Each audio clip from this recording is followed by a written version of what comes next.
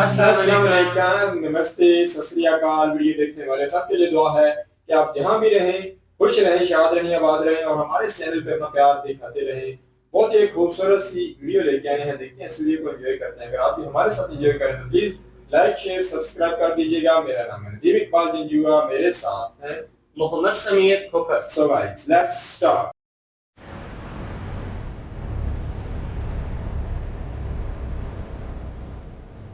मैं हूं अभी तवांग में, जो अरुणाचल प्रदेश का एक काफ़ी सुंदर टाउन है।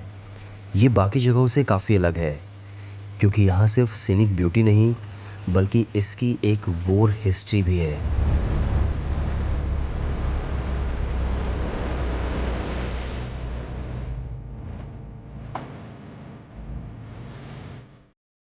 तवांग ने 1962 वाला चाइना के साथ युद्ध देखा।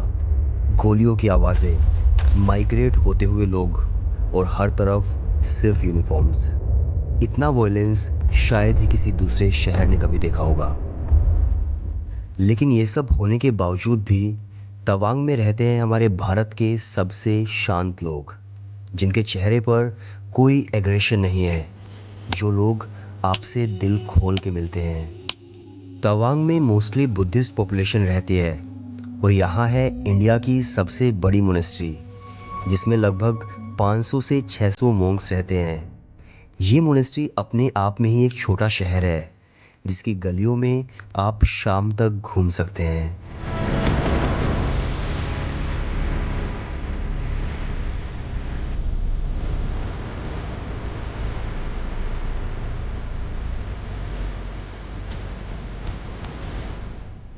यहाँ ज़्यादातर दो कम्युनिटीज़ रहती हैं, मोनपा और ब्रोकपा।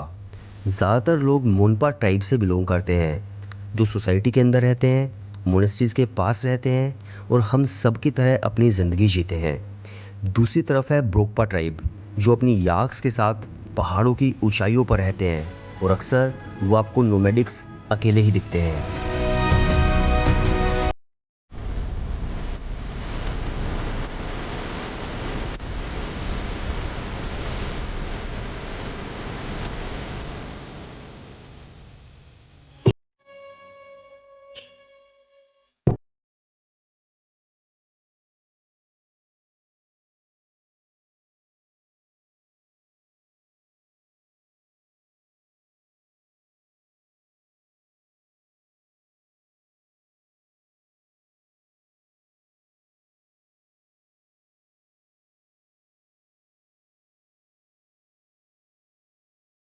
हमारे पास 5 दिन है और इन 5 दिनों में हमें 3 मोनेस्ट्रीज़ में जाना है। ये है हमारी पहली मोनेस्ट्री, जो तवांग से 10 किलोमीटर दूर खिनमय गांव के अंदर है। तो अभी हमें इस गांव के बारे में पता चला। ये बिल्कुल तवांग के पास है, खिनमय नाम है इस गांव का। और इस गांव की जो मोनेस्ट्री है वो इतनी ज़्यादा सुंदर है भाई कि मतलब मैंने पूरे इंडिया में जितनी मोनेस्ट्रीज़ देखी हैं उन सबसे ज़्यादा सुंदर ये मोनेस्ट्री है। काफ़ी सारे बच्चे हैं जो यहाँ पर कुछ खेल रहे थे, काफ़ी मॉन्क्स थे। और मेरे पीछे देखो, बहुत ज़्यादा शांति है, काफ़ी कम टूरिस्ट है और काफ़ी अच्छी जगह है। खिनमय मोनेस्ट्री आज से लगभग 500 साल पहले बनाई गई थी। यहाँ 100 से ज़्यादा स्टूडेंट्स हैं जो अपनी रिलीजियस टीचिंग्स लेते हैं। बुद्धिज़्म में कुछ पेरेंट्स अपने एक बच्चे को मोनेस्ट्रीज़ में दान करते हैं और फिर वो वहाँ पर अपनी टीचिंग्स लेता है। कुछ स्टूडेंट जीवन भर मोनेस्ट्री के अंदर ही रहते हैं, तो कुछ स्टूडेंट एजुकेशन लेने के बाद अपनी नॉर्मल लाइफ में वापस चले जाते हैं।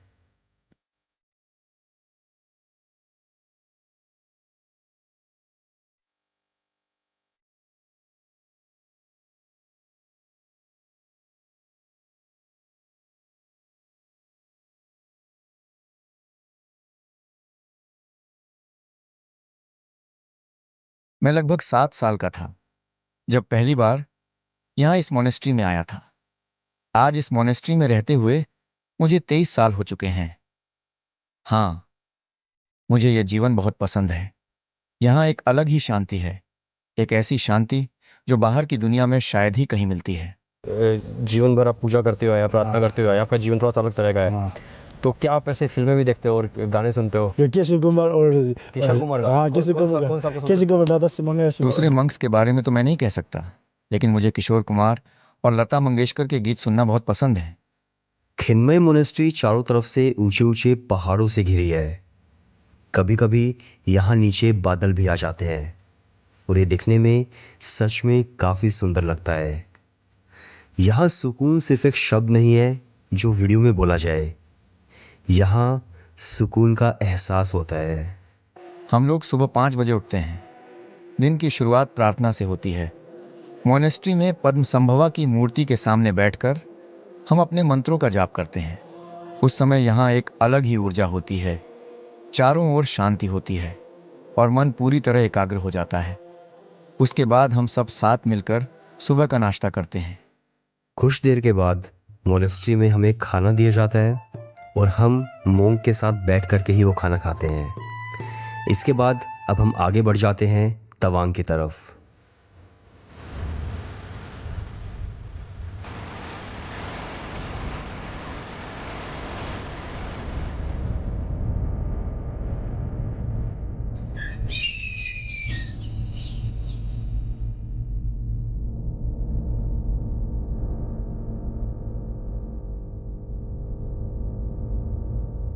अब हम जा रहे थे तवांग के ऊपर एक पहाड़ी पर एक ब्रोकपा से मिलने। ब्रोकपा वो ट्राइब है जो अपने जानवरों के साथ पहाड़ों की ऊंचाइयों पर अकेले रहती है।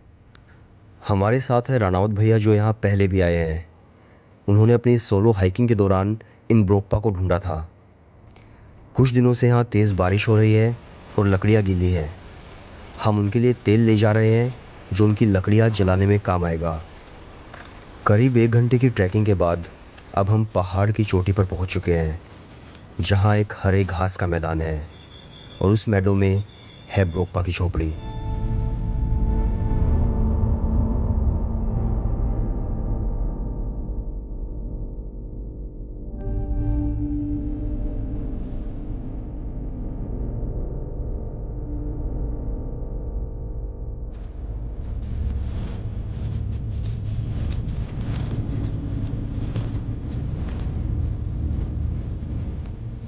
ये है नेकी भैया जो कि एक ब्रोकपा है जो पहाड़ों की ऊंचाइयों पर अकेले रहते हैं। यहाँ पर है इनकी झोपड़ी, कुछ गाय हैं और कुछ खाने का सामान। यही इनकी ज़िंदगी है। आखिरी बार नीचे सड़क तक ये 7 महीने पहले गए थे। तो हम लोगों ने नदी पार की, उसके बाद काफ़ी ट्रैकिंग की, ऊपर तक आए और यहाँ पर इस मैडो तक हम लोग पहुँच गए हैं। जब हम यहाँ पर आए हैं तो हमें मिले हैं नेकी भैया। एंड नेकी भैया यहाँ पर अकेले रहते हैं। ये आखिरी बार नीचे 7-8 महीने पहले गए थे।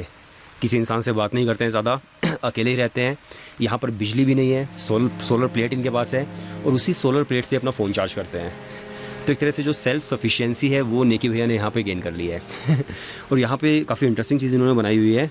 ये देखो, ये बेसिकली चूल्हे में हवा भरने के लिए बनाया हुआ है। ये भेड़ की खाल है और नीचे यहाँ पे हम हरियाणा में बोलते हैं इसको फूकनी। और यहाँ पे हम लोग ऐसे लगाते हैं और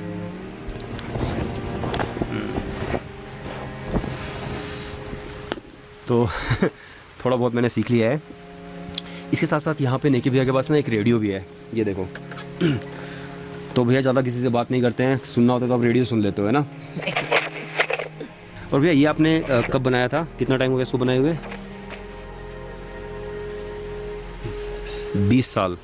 तो ये भैया ने 20 साल पहले बनाया था। 20 साल से लेकर अब तक ये ऐसे ही है। और ये आपका जो घर है ये भी लगभग 20-25 साल पुराना है। भैया बता रहे थे कि जब वो बिल्कुल छोटे से थे तब वो यहाँ पर आए थे और उसके बाद अब वो अकेले रहते हैं यहाँ पे।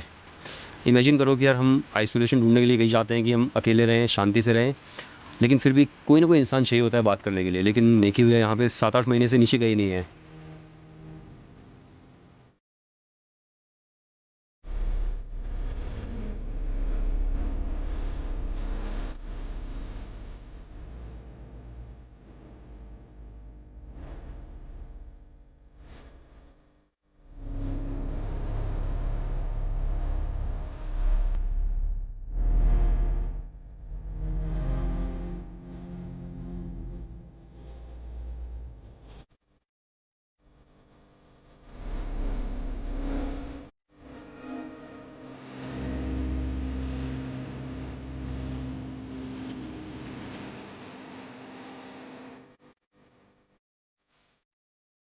नेकी भैया ज़्यादा बात नहीं करते हैं, उन्हें अकेले रहना ही पसंद है।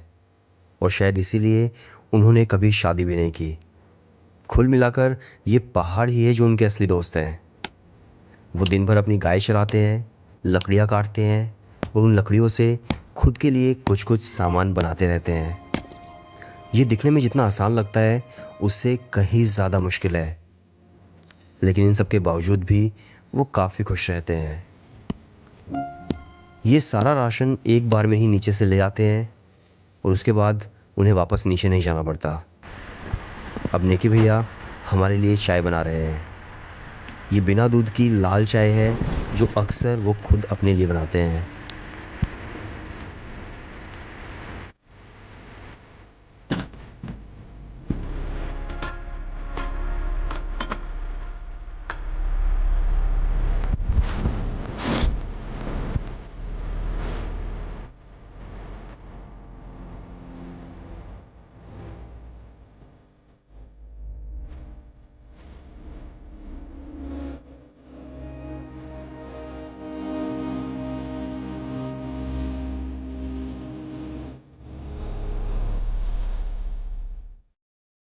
मैं ऐसे ही एक दिन निकला था ट्रैक करते करते, घूमते घूमते, देखते देखते चढ़ता रहा तो फिर दादा मिल गए यहाँ पे। दादा से अच्छी दोस्ती हो गई, तो फिर अब आप लोगों को लेके आया ही हूँ।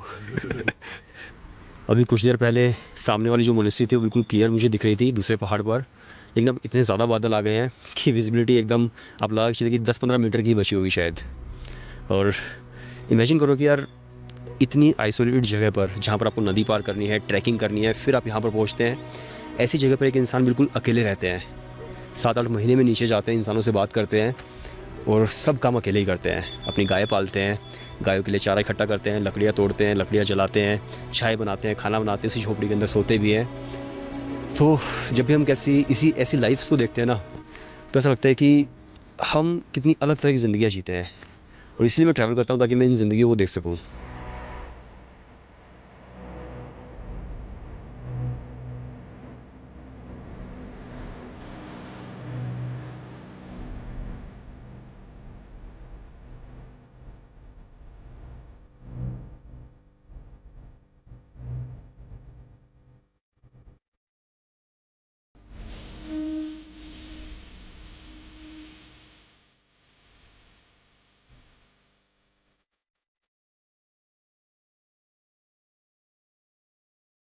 अब हम लोग जा रहे थे हमारी दूसरी मोनेस्ट्री में, जो इंडिया की सबसे बड़ी मोनेस्ट्री है। इसका नाम है तवांग मोनेस्ट्री। लेकिन यहाँ पहुँचने से पहले आप एक ज़रूरी सूचना सुन लीजिए। तो अब सभी लोगों के लिए मेरी तरफ से एक छोटी सी इन्फॉर्मेशन है। मैं कुछ टाइम पहले सोच रहा था कि यार मुझे थोड़ी बहुत चीज़ें आती है ना, कि मैं सिनेमैटिक वीडियोस बना लेता हूँ, मुझे उनकी एडिटिंग आती है, मुझे थोड़ी बहुत स्टोरी टेलिंग भी आती है।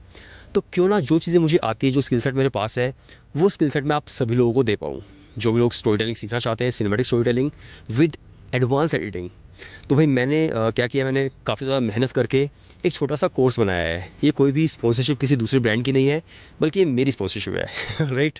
सो एक छोटा सा कोर्स बनाया है जिसके अंदर मैं आप सभी लोगों को एडवांस एडिटिंग सिखा रहा हूँ, सिनेमैटिक एडिटिंग आप बोल सकते हो। इसके साथ साथ किस तरह से आपको कैमरास चलाने आने चाहिए, किस तरह से आपको एंगल्स लेने हैं, किस तरह से आपको पूरी फ्रेम्स बनानी है। इसके साथ साथ कौन सा प्लेटफॉर्म, कौन सी ऑडियंस आपको सेलेक्ट करनी है। तो एक तरह से वन स्टॉप सॉल्यूशन जो है वो कोर्स मैंने आपके लिए बनाया है। अगर कोई भी इंसान आप में से कंटेंट क्रिएशन सीखना चाहता है तो आप इस कोर्स को प्रेफर कर सकते हैं। इसका जो लिंक है मैंने डिस्क्रिप्शन के अंदर डाल दिया है, आप लिंक पर क्लिक कीजिएगा, आपको सारी इन्फॉर्मेशन वहाँ पर मिल जाएगी। ऑलराइट। सो मुझे लगता है कि शायद थोड़ा बहुत जो स्किल सेट मेरे पास है वो मैंने आप लोगों को सिखाने की कोशिश की है। एंड हाँ, आप में से कोई भी इंसान कंटेंट क्रिएशन करना चाहता है तो डेफिनेटली आप उसे प्रेफर कीजिएगा। उसके अंदर आपको एडिटिंग सीखने को मिलेगी, स्टोरी टेलिंग सीखने को मिलेगी, इसके साथ साथ आपको अपनी ऑडियंस कैसे चूज़ करनी है ये भी सीखने को मिलने वाला है। ऑलराइट। सो लिंक डिस्क्रिप्शन के अंदर है, आप जाइए और कोर्स में एनरोल कर सकते हैं।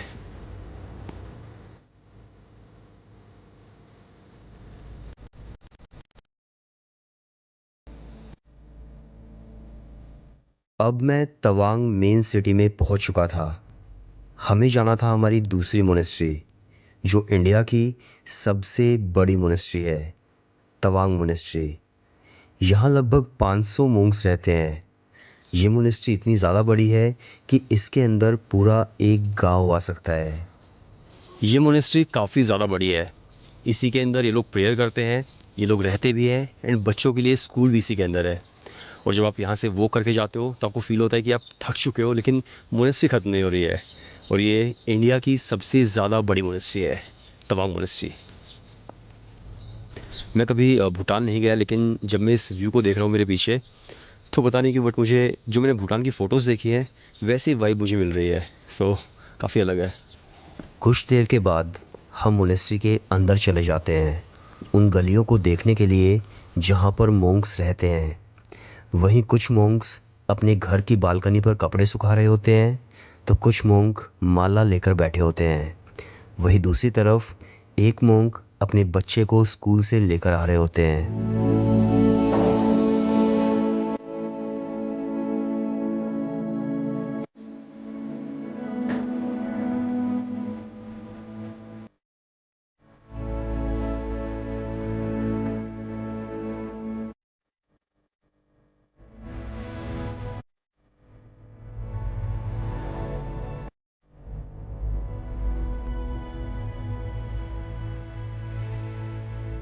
तवांग मोनेस्ट्री 1680s में एक बुद्धिस्ट मोंक मेरक लामा द्वारा बनवाई गई थी। जब वो यहाँ आए तो वो मोनेस्ट्री के लिए एक सूटेबल प्लेस ढूंढ रहे थे। तभी उनका घोड़ा पहाड़ की क्लिफ पर जाकर के खड़ा हो जाता है और वो डिसाइड करते हैं कि मोनेस्ट्री इसी जगह पर बनाई जाएगी। तवांग शब्द का अर्थ होता है चोजन बाय हॉर्स, यानी घोड़े द्वारा चुना गया, और इसी इंसिडेंट की वजह से इस शहर का नाम तवांग पड़ा।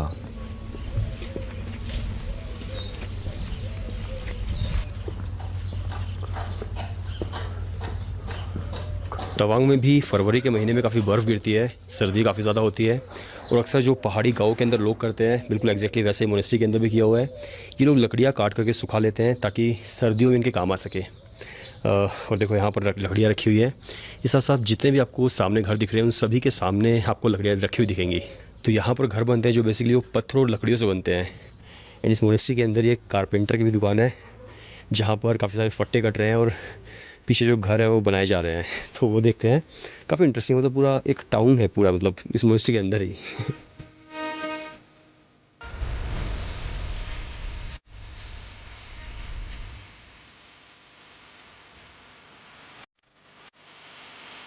बुद्धिस्ट मोनेस्ट्रीज़ में एक बटर लैंप ऑफरिंग होती है जिसमें लोग आते हैं और दिए जलाते हैं। ये सिंबलाइज करता है विजडम एंड एनलाइटमेंट को। लोग दिए जलाकर प्रे करते हैं खुद की हेल्थ के लिए और बाकी लोगों की हेल्थ के लिए भी। ये प्रेयर हॉल आपको लगभग हर मोनेस्ट्री के अंदर देखने को मिल जाता है। लोग अपनी फैमिलीज़ के साथ आते हैं और अपने बच्चों से भी ये बटर लैंप्स जलवाते हैं।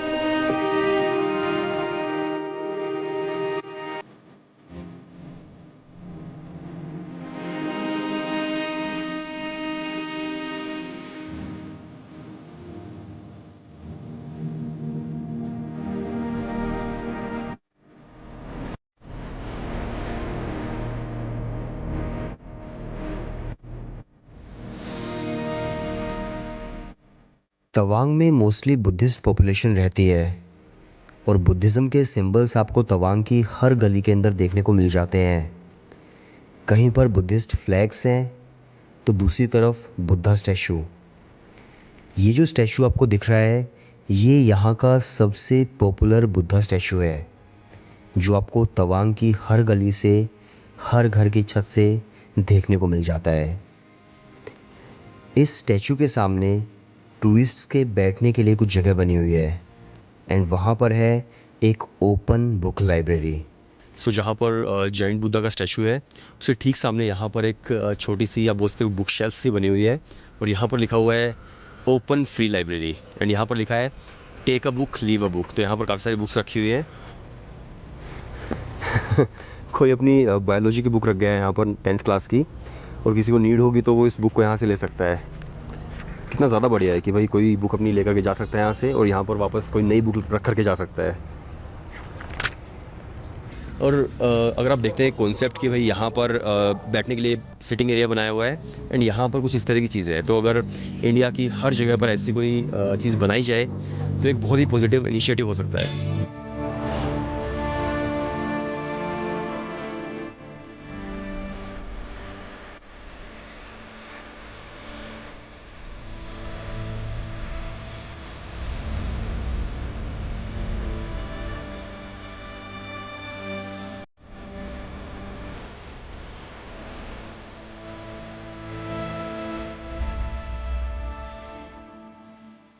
ये है चकज़म ब्रिज, जो आज से 600 साल पहले 1420 एडी में बनाया गया था। इस ब्रिज को इंजीनियरिंग का मार्वल कहा जाता है, क्योंकि जिस समय कोई टेक्नोलॉजी नहीं थी, उस समय पर एक बुद्धिस्ट मोंक और उस समय के जाने माने आर्किटेक्चर मिस्टर गैल्पो ने इस 100 मीटर सस्पेंशन ब्रिज को बनाया, जिसे लोग आज 21st सेंचुरी के अंदर भी रोज़मर्रा की ज़िंदगी में इस्तेमाल करते हैं। जहां हमारे आज के बनाए गए ब्रिज 5 साल भी नहीं टिक पाते, वही ये आयरन ब्रिज 600 सालों से खड़ा हुआ है। जब भी कोई रिलीजियस इवेंट होता है तो पास के गांव से लोग आते हैं और यहाँ फ्लैग लगाते हैं। मैंने माउंटेन रेंजेस के अंदर काफ़ी फ्लैग्स देखे हैं, लेकिन पहली बार ये फ्लैग्स लगाते हुए मैं देख रहा हूँ। धर्म हो पाप हो जो भी करेगा उसका जस्ट डबल होता है। पुण्य करेगा डबल, पाप करेगा डबल। तो इसलिए ये महीना में हम लोग 1 महीना पूरा ये मीट मच्छी कुछ भी नहीं खाता है, एकदम ये माने। जैसे ये जो झंडे हैं इनमें क्या लिखा होता है, क्या मंत्र लिखा है? इसमें ओम माने पे में हूँ, जैसे आप लोग राम राम जपते हैं या उसी तरह हम लोग का ओम माने पे में हूँ। इस धरती में जितना जीव जंतु हो जितना है उसी के लिए, सबका शांति के लिए है। अब हमें घर जाना था, लेकिन घर जाने से पहले हमें विज़िट करनी थी हमारी तीसरी मोनेस्ट्री। ये है अनिगोम्पा। ऐसी मोनेस्ट्री काफ़ी रेयरली देखने को मिलती है। ये मोनेस्ट्री पूरी फीमेल मोंक्स यानी नन्स द्वारा चलाई जाती है। And to be very honest, मैं इंडिया में बहुत सारी मोनेस्ट्रीज़ में गया हूँ, लेकिन मैंने फीमेल मोंक्स पहली बार देखी हैं। ये लोग अपने बाल काट लेते हैं, जो सिंबलाइज़ करता है डिटैचमेंट को, कि आप अपनी सबसे प्यारी चीज़ का त्याग करने के लिए तैयार हैं। ये सिंबलाइज़ करता है इक्वलिटी, सिंप्लिसिटी और ह्यूमिलिटी को। हाँ, हमारे यहाँ एक पुरानी मान्यता है। जो महिलाएं संतान प्राप्ति की इच्छा लेकर आती हैं, वे यहाँ प्रार्थना करती हैं और आशीर्वाद मांगती हैं। लोगों की श्रद्धा बहुत गहरी है। जब उनकी इच्छा पूरी होती है तो वे दोबारा यहाँ आकर धन्यवाद देते हैं। इसीलिए समय के साथ लोगों का विश्वास और भी मजबूत हो गया है। जैसा सभी मोनेस्ट्रीज़ के अंदर होता है, वैसे ही यहाँ पर भी एक किचन है, जहाँ पर सभी विजिटर्स को फ्री में चाय पिलाई जाती है।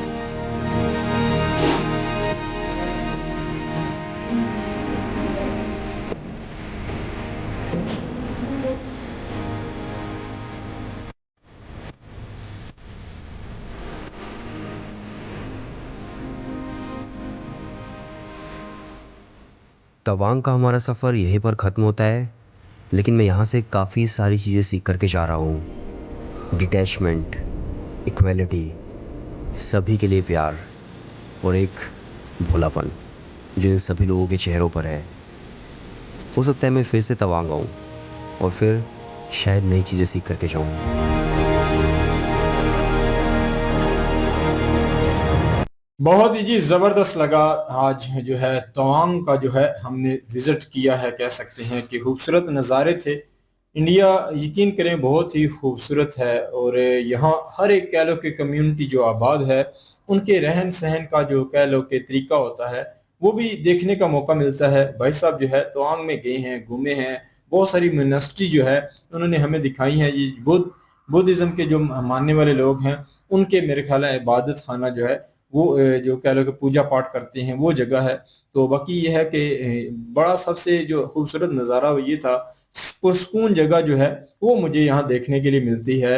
ये एरिया जितने भी देखा जाए तो इनमें अगर रोड्स की हालत देखी जाए तो बहुत ही ज़बरदस्त है, और यहाँ का जो रहन सहन का तरीका है वो बड़ा अलग सा है। और यहाँ कह लो कि एक सुकून जो होता है उसको बंदा बआसानी प्राप्त कर सकता है। देखा जाए तो देखें कि कितनी कितनी ऊंची ऊंची पहाड़ियां हैं, वहां भी लोगों ने अपना जीवन के लिए देखें कि किस तरीके का इंतजाम किया हुआ है, वो भी देखने के लिए मिलता है।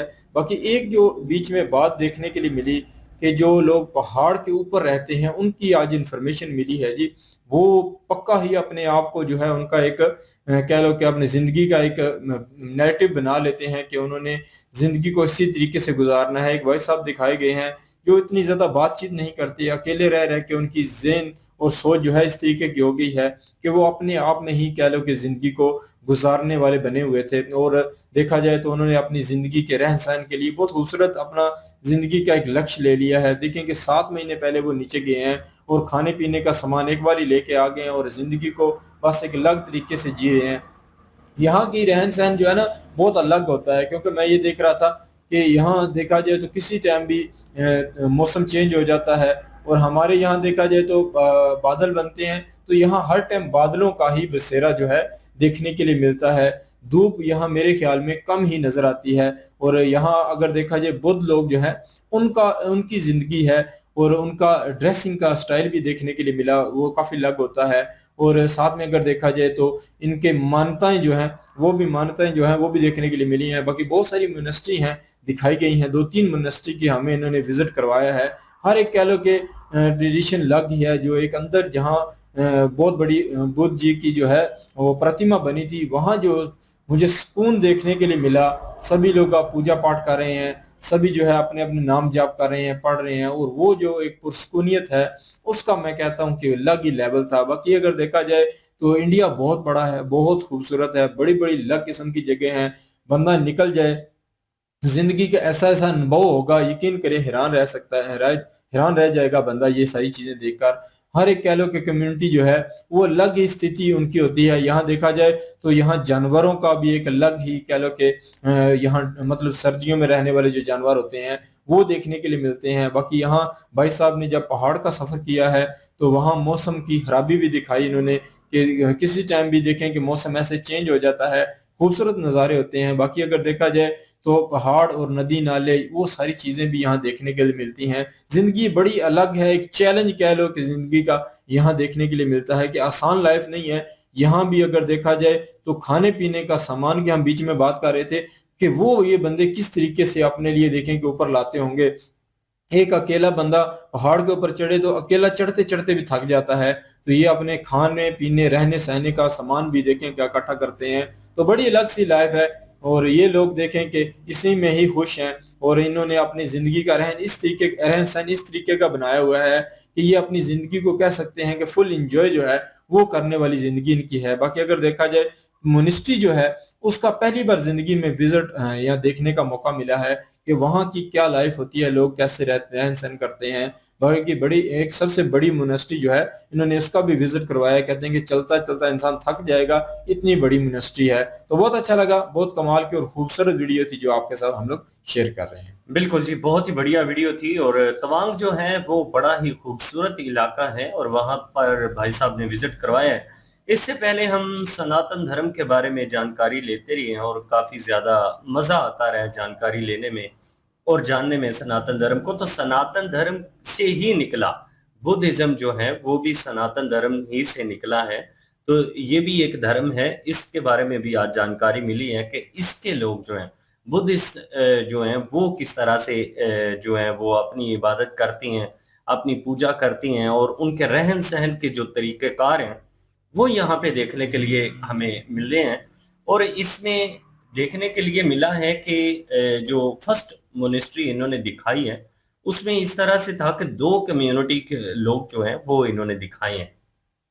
उसमें एक कम्युनिटी इन्होंने दिखाई है जो कि आम तरह हमारी तरह लोग हैं जो घरों में रहते हैं, जिनका जीवन इस तरह से है कि इबादत करना, स्कूल जाना, मदरसे जाना, पढ़ना, ये सारी चीजें जो हैं, सॉरी मदरसा तो इनका होता नहीं है, मदरसे की तरह जैसे हमारे यहाँ बच्चे जाते हैं तो इस तरह से वहां पे भी जाती हैं, तो वैसा ही वो पढ़ते हैं।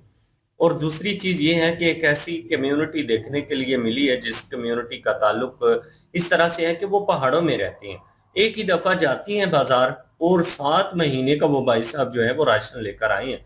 7 महीने पहले वो बाजार गए थे, तो इसी तरह से अपना जो जीवन है वो गुजार रहे हैं।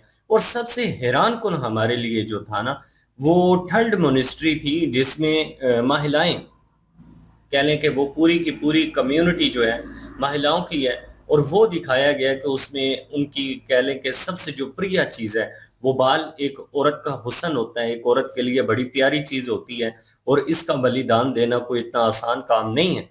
और वो सबसे प्रिय चीज जो है उसका बलिदान देते हैं, उसको वो जनाब उन्होंने उतार के अपने आप को किसी किस्म का जो है ना वो अहंकार, जो चीजें हमारे अंदर पैदा करती हैं वो कह लें कि हमारा खूबसूरत लगना, हमारा अच्छा लगना, ये चीजें ऐसी हैं जो हमें ना अहंकार में लेके जाती हैं। इन सब चीजों को उन्होंने त्याग दिया। उन्हें खूबसूरती से कुछ लेना देना नहीं है, वो कैसी लगती हैं, कैसी लग रही हैं, इससे कोई मतलब नहीं है उनको। तो उन्होंने अपना ना एक जो विशेष होती है ना उसको उन्होंने मार दिया। और उसके बाद उनके रहन सहन का तरीकाकार जो है वो इसी तरह से है कि कह लें कि पूजा पाठ करना और इसी तरह से जिंदगी गुजारना और ज्ञान देना और लोगों की मन्नतें और मुरादें जिसको हम कहते हैं कि इच्छाएं, वो भी बड़ी पूरी होती हैं।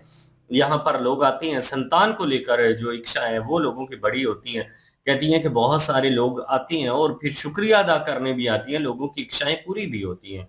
और उसके बाद एक हैरानकुन चीज दिखाई गई है, एक ब्रिज दिखाया गया जो 600 साल पहले उस वक्त के जो इंजीनियर थे उन्होंने अपने हिसाब से उसको बनाया है। और देख लें कि आज तक जनाब वो बिल्कुल कायम है और लोग आते हैं और उस ब्रिज के ऊपर फ्लैग लगाकर अपनी जो कह लें कि इच्छाएं उनका इजहार करते हैं और लोगों की पूरी भी होती हैं। और वो बता रही थी कि हम जो है ना 1 माह तक कोई मांस मछली वगैरह कुछ भी नहीं खाते और इन सब चीजों से दूर रहते हैं और प्रार्थना करते हैं। और प्रार्थना में यही होता है कि जितने भी जीव जंतु हैं उन सब की शांति के लिए प्रार्थना करते हैं। तो बड़ा अच्छा लगा इस वीडियो के माध्यम से बुद्धिस्ट जो है उनको भी जान के। बिल्कुल जी, बड़ी हैरानकुन जानकारी बुद्धिज्म के बारे में जानने के लिए मिली, क्योंकि हमें लगता था जैसे सनातन में कुछ है वैसे ही हमें लगा। बाकी ये है कि एक बंदा 7 साल की एज में बच्चा जब था तब वो यहाँ आया था यूनिवर्सिटी में, और बाद में 23 साल की एज होगी अभी भी यहाँ रह रहा है। तो बुद्धिज्म के बारे में इतनी जानकारी नहीं, बाकी उनकी लाइफ का कुछ ना कुछ अनुभव हमें जरूर हुआ है। ये थी आज की वीडियो। इस वीडियो के माध्यम से आप लोगों का क्या कहना है आप लोग कमेंट सेक्शन में अपनी राय जरूर दीजिएगा। दुआ में याद रखिएगा। मिलते हैं नेक्स्ट वीडियो में, तब तक के लिए अल्लाह हाफिज़, पीस।